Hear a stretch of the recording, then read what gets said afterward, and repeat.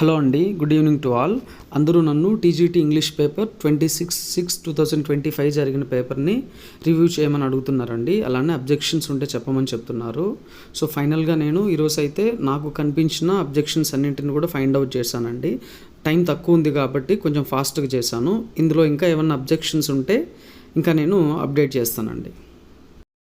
అలానే కొంతమంది చాలా సెల్ఫిష్గా ఆలోచిస్తున్నారండి.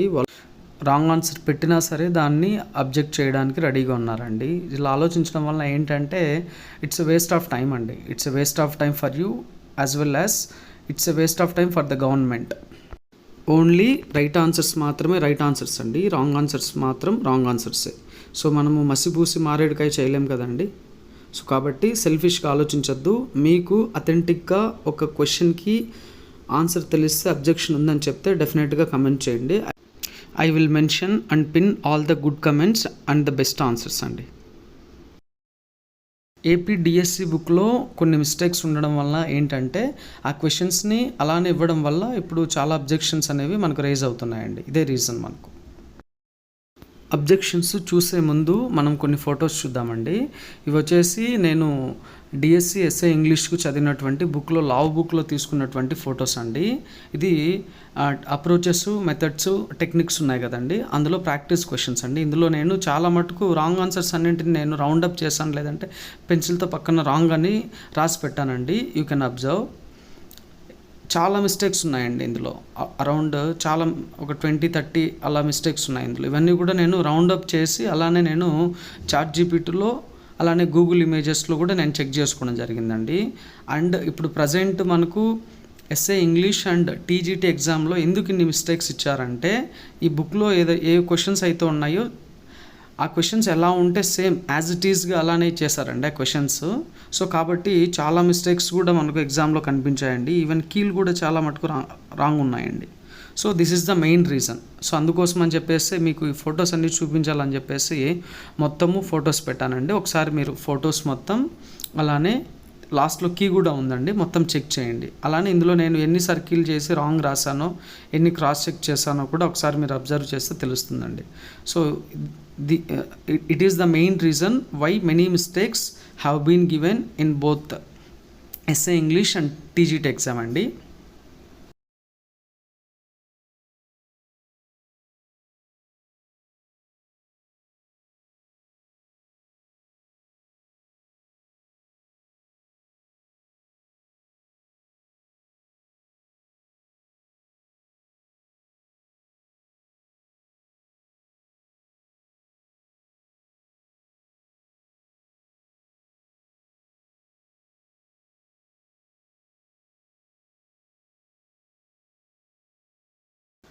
ఇది ఫస్ట్ది అండి. Select the statement that mirrors key advantage of group evaluation.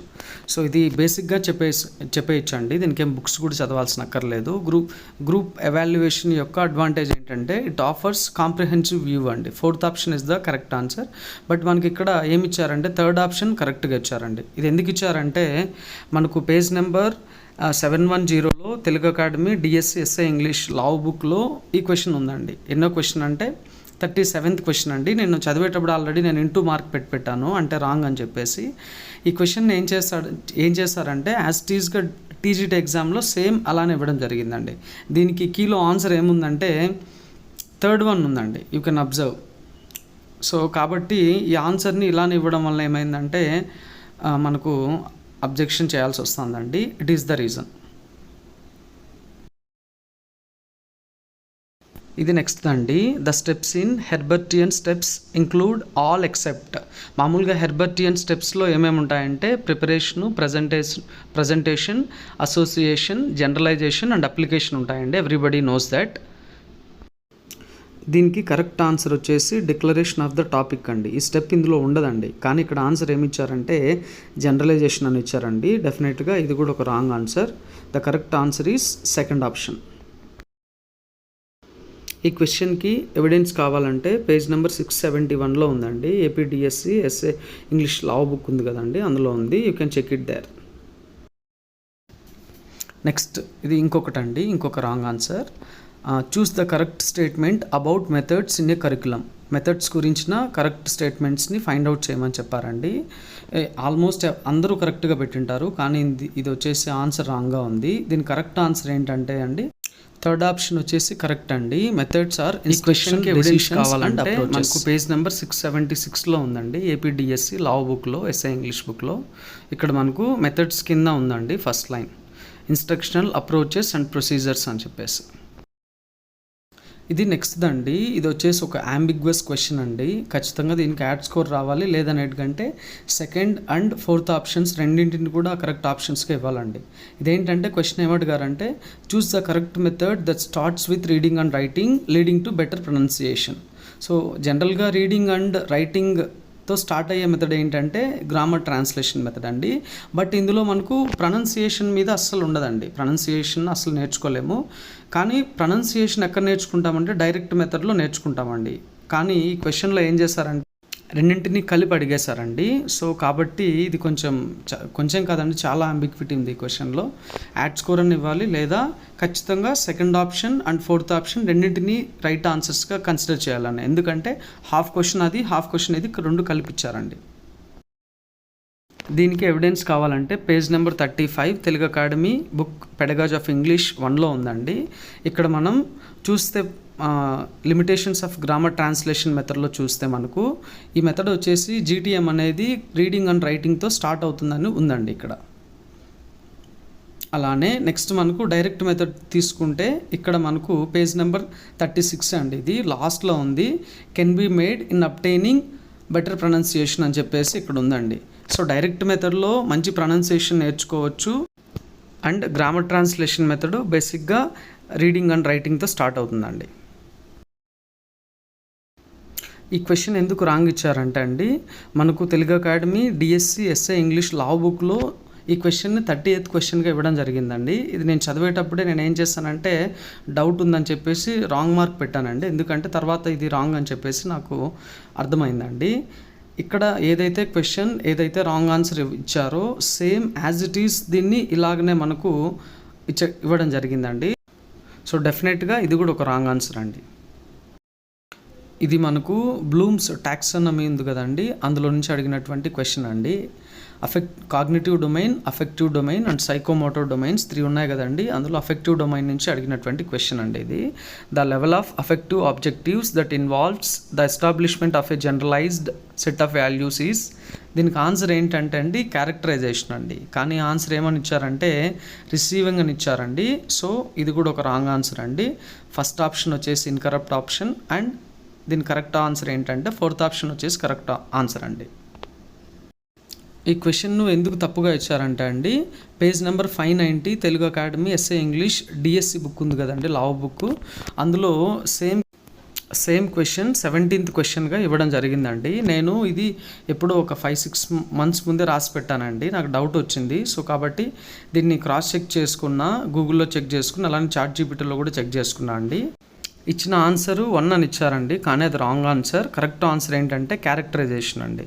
So ఇది మనకు మెయిన్ రీజన్ అండి, ఇది ఎందుకు మిస్టేక్గా వచ్చిందో. ఇక్కడ కీలో మనం చూస్తే 17th క్వశ్చన్కి ఆన్సరు 1 అని ఇవ్వడం జరిగిందండి, అంటే రిసీవింగ్ అని ఇవ్వడం జరిగిందండి. ఇక్కడ మిస్టేక్ ఉందండి. సో కాబట్టి మనకి ఎగ్జామ్లో కూడా సేమ్ మిస్టేక్ రిపీట్ అయింది. దీనికి బుక్స్ వెతుకుదామంటే ప్రజెంట్ నా దగ్గర అంత టైం లేదండి. నేను ఆన్లైన్ సోర్సెస్ని ఆన్సర్గా తీసుకోవడం జరిగింది. ఇక్కడ మనం గూగుల్లో చెక్ చేస్తే కరెక్ట్ ఆన్సర్ ఏముందంటే క్యారెక్టరైజేషన్ అని వచ్చిందండి. అలానే సేమ్ క్వశ్చన్ని చాట్ జీపీటీలో చెక్ చేస్తే ఏమొచ్చిందంటే క్యారెక్టరైజేషన్ అని వచ్చిందండి. సో మనకు టెక్స్ట్ బుక్లో దీన్ని మిస్టేక్గా ఇవ్వడం జరిగింది. ఇది నెక్స్ట్ అండి, ఇదేంటంటే ఆఫ్టర్ 20 years లో నుంచి ఇచ్చినటువంటి ఒక క్వశ్చన్ అండి. ఇందులో ఇన్కరెక్ట్ స్టేట్మెంట్ ఐడెంటిఫై చేయమని చెప్పారండి.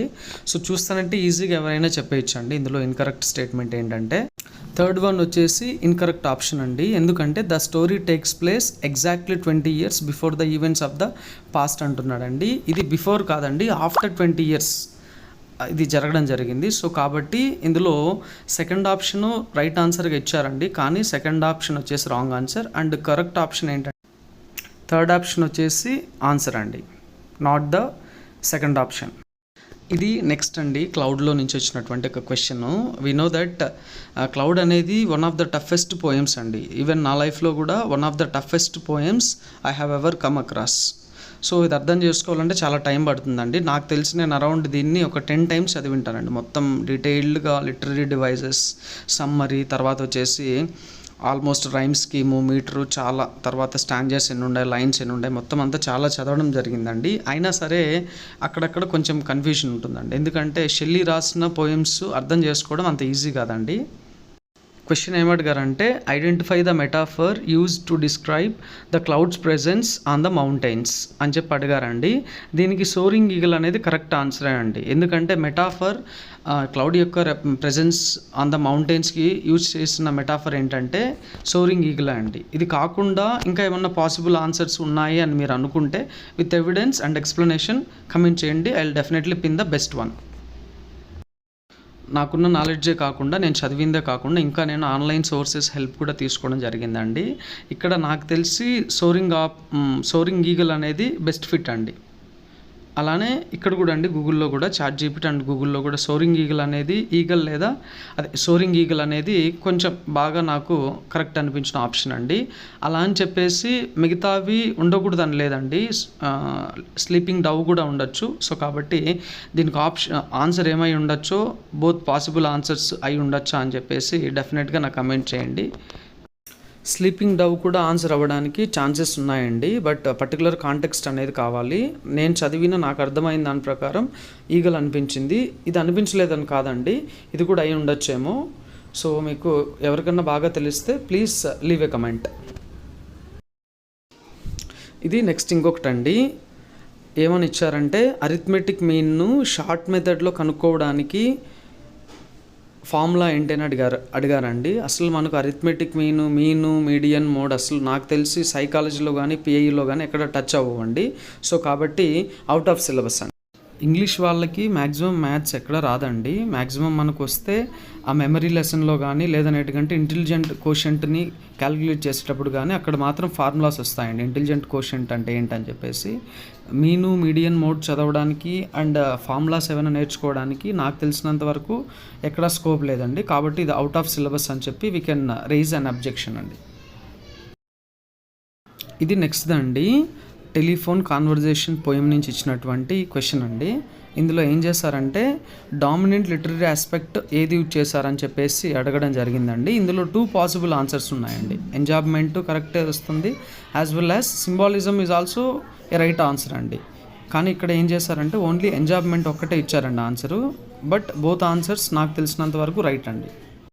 ఈ టెలిఫోన్ కాన్వర్జేషన్ పోయంలో ఎంజాబ్మెంట్ ఆల్మోస్ట్ 15 టైమ్స్ యూజ్ చేయడం జరిగిందండి. సింబాలిజం అట్లీస్ట్ 5 టైమ్స్ యూజ్ చేయడం జరిగింది, ఇంకా ఎక్కువ కూడా అక్కడక్కడ యూజ్ చేయడం జరిగిందండి. సో కాబట్టి ఎక్కువ మనకి యూజ్ చేసినటువంటి లిటరీ డివైస్ ఏదన్నా ఉందంటే బోత్ ఎంజాబ్మెంట్ అండ్ సింబాలిజం రెండు కూడా వస్తాయండి. ఈ టెలిఫోన్ కాన్వర్జేషన్లో మనకు సింబాలిజం ఎక్కడెక్కడ వాడారో అవి వేటిని సింబలైజ్ చేస్తాయి మొత్తం ఇచ్చానండి. ఒకసారి మీరు చదవండి, మీకు అర్థమవుతుంది. ఇక్కడ కూడా ఇచ్చానండి, ఒకసారి మొత్తం 5 ఏమో ఇచ్చాను, మొత్తం అన్నీ చూడండి ఒక్కసారి. ఆన్లైన్ సోర్సెస్ హెల్ప్ తీసుకొని ఇవ్వడం జరిగిందండి, ChatGPT and some of the Google answers. So ఇక్కడ కూడా మనకు సింబాలిజం అనేది ఉందండి, ఒకసారి చదవండి, యూ కెన్ అండర్స్టాండ్. ఇది నేను డిఎస్సి ప్రిపరేషన్ టైంలో కొన్ని నేను రౌండప్ చేసుకొని అలానే కొన్ని ఇంటూ మార్క్స్ పెట్టి రాసుకున్నానండి. మనకు టెలిఫోన్ కాన్వర్జేషన్ పోయంలో ఉందండి ఇవి. ఇక్కడ నాకు ఫస్ట్ పేజ్లోనే రాసానండి, ఏంటంటే లిటరీ డివైజెస్ కొంచెం డిఫికల్ట్ అని చెప్పేసి రాసానండి, ఎందుకంటే అన్నీ రాంగ్ ఆన్సర్స్ ఉన్నాయి ఇక్కడ. సో మనకు టెలిఫోన్ కాన్వర్జేషన్లో ఇలా మనకు మల్టిపుల్ ఆన్సర్స్ ఉండే క్వశ్చన్ రావడానికి కారణం ఏంటంటే it is the main reason అని నేను అనుకుంటున్నానండి. వీడియో చేయడానికి చాలా టైం పట్టిందండి, 2-3 అవర్స్ పట్టింది. అండ్ ఎక్కువ టైం లేదు కాబట్టి ఫాస్ట్గా చెక్ చేసేసానండి ఏమన్నా మిస్టేక్స్ ఉన్నాయేమో అని చెప్పేసి. నాకు ఇవి మిస్టేక్స్ అనిపించాయండి. మీకు ఇంకా ఏమన్నా మిస్టేక్స్ అనిపిస్తే ఖచ్చితంగా కమెంట్ చేయండి. బెస్ట్ కమెంట్స్ని అలానే ఇంకా ఏమన్నా మీరు చెప్పిన దాంట్లో అబ్జెక్షన్స్ ఉంటే ఖచ్చితంగా పిన్ చేస్తానండి. అలా అని చెప్పేసి మీరు రాంగ్ ఆన్సర్స్ పెట్టినవి చేయకండి. అందరి గురించి ఆలోచించండి, ఎవరిని మిస్లీడ్ చేయొద్దు, మిస్గైడ్ చేయొద్దు. Don't be selfish.